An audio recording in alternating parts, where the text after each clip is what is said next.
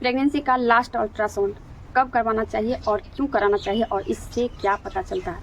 अगर आप भी इस सवाल का जवाब जानना चाहते हैं तो वीडियो को पूरा एंड तक जरूर देखिएगा। तो फ्रेंड्स, मैं स्वाति सिस्टर आप सभी का स्वागत करती हूँ अपने चैनल में इस न्यू वीडियो के साथ। तो चलिए फ्रेंड्स, बिना किसी देरी का स्टार्ट करते हैं आज का ये वीडियो। तो सबसे पहला सवाल है कि प्रेगनेंसी में लास्ट अल्ट्रासाउंड कब करवाना चाहिए।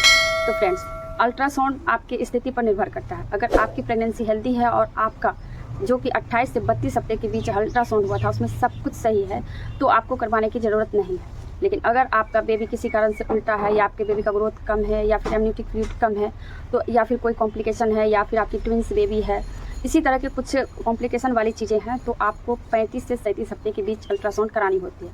और ये अल्ट्रासाउंड ही डिपेंड करता है कि आपकी नॉर्मल डिलीवरी होगी या फिर ऑपरेशन से होगा। तो इसलिए आपको जो है प्रेगनेंसी का लास्ट अल्ट्रासाउंड 35 से 37 हफ्ते के बीच करवानी चाहिए।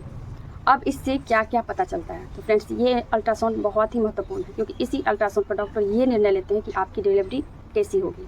तो इसमें क्या क्या देखा जाता है उसके बारे में डिस्कस करते हैं। 9 मंथ के अल्ट्रासाउंड में आपका सबसे पहली चीज़ देखा जाता है तो आपके बच्चे की पोजीशन देखी जाती है, क्योंकि बच्चे की नॉर्मल डिलीवरी के लिए अगर कोई पोजीशन चाहिए तो वो होती है सिफेलिक पोजीशन, जिसमें कि आपके बेबी का हेड नीचे बर्थ कैनाल की तरफ रहेगा और पैर ऊपर नाभि के आसपास रहेगा, चेस्ट के नीचे रहेगा।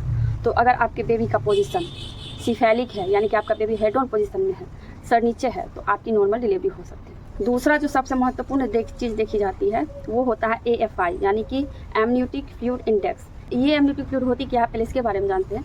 एमनियोटिक फ्लूइड जो होती है आपके बच्चे के आसपास जो पानी रहता है, जिस पानी में बच्चा रहता है, मछली की तरह तैरता है और पानी से ही वो पूरा पोषण लेता है, पानी के द्वारा ही सारा न्यूट्रिशन लेता है और पानी की मात्रा पर ही बच्चे का ग्रोथ भी निर्भर करता है। तो उसकी मात्रा देखी जाती है। अगर आपका एमनियोटिक फ्लूइड का लेवल 5 से कम है तो आपका बच्चा सूखा पड़ जाता है, जिसके कारण बच्चे को सांस लेने में दिक्कत हो सकती है और बच्चा अंदर पोटी पास कर सकता है। और बच्चा जैसे ही पोटी पास करेगा तो बच्चे को बचाना मुश्किल हो जाता है। तो इसलिए आपके एमनियोटिक फ्लूइड का लेवल भी देखा जाता है ताकि समय रहते कोई डिसीजन ले सके।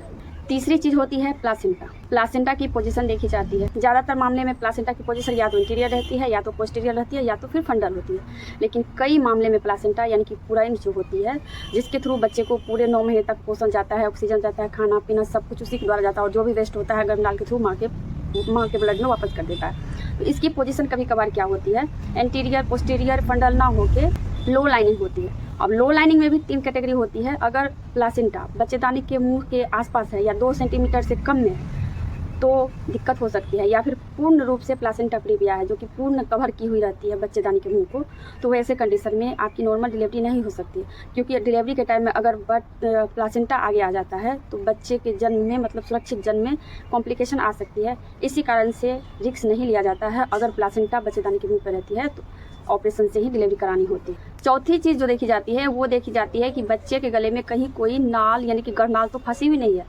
एक गर्भनाल, दो मतलब एक राउंड या फिर 2 राउंड लपेटी हुई रहती है तो इसमें नॉर्मल डिलीवरी करवा सकते हैं। लेकिन अगर किसी कारण से 3 या 4 है तो ऐसी कंडीशन में नॉर्मल डिलीवरी नहीं हो सकती है। इसमें बहुत चीज़ें देखी जाती है। एमनियोटिक फ्लूइड की मात्रा ज़्यादा है तो 1-2 राउंड है तो कभी कभी बच्चा खेलते कूदते खुद से निकाल लेता है, लेकिन एमनियोटिक फ्लूइड कम रहने की वजह से नहीं निकाल पाता है। दूसरा कारण ये होता है गर्भनाल गले में लपेट जाने का, कि अगर गर्भनाल लंबी होती है तो भी गर्भनाल गले में लपेट जाती है।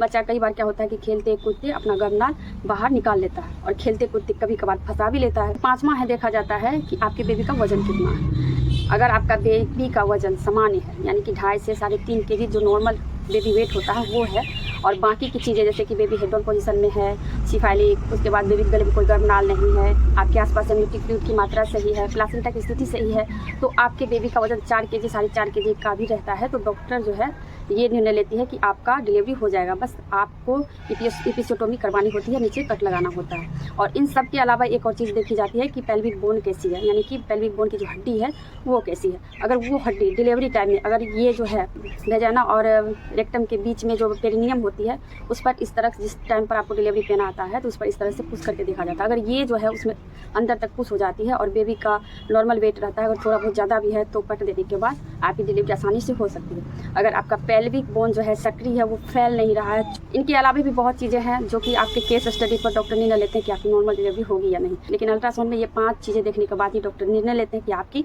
नॉर्मल डिलीवरी होगी या फिर ऑपरेशन से बच्चा होगा। तो आई होप ये छोटी सी वीडियो आप लोग को पसंद आई होगी। तो मिलते हैं किसी नेक्स्ट वीडियो में, तब तक के लिए बाय बाय।